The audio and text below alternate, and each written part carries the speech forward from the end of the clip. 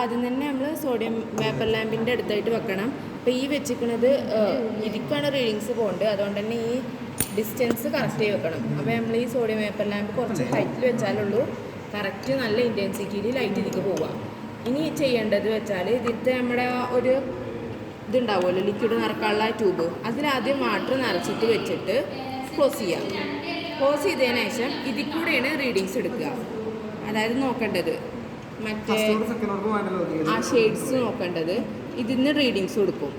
അപ്പോൾ ഷെയ്ഡ്സ് നോക്കുന്ന സമയത്ത് തന്നെ രണ്ടും ബ്രൈറ്റ് ആയിട്ട് വരുന്ന വാട്ടറിൻ്റെ റീഡിങ്സ് ആദ്യം എടുത്ത് വെക്കുക.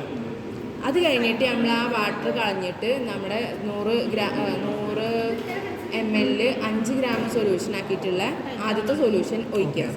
ആദ്യത്തെ സൊല്യൂഷൻ ഒഴിച്ച് കഴിഞ്ഞാൽ ഇപ്പോൾ 5 ഗ്രാം എന്നൊക്കെ പറയുമ്പോൾ അതിൽ ഇതിൻ്റെ റൊട്ടേഷൻ വരുന്നത് ഒരു 5 ഡിഗ്രി ആയിരിക്കും.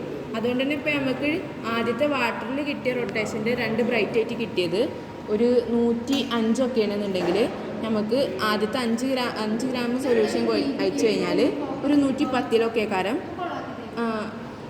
റീഡിങ്സ് കിട്ടുക.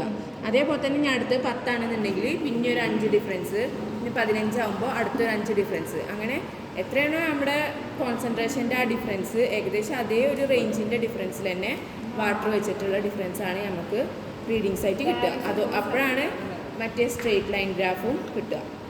അതുകൊണ്ട് ആ ഒരു കാര്യം ശ്രദ്ധിക്കുക.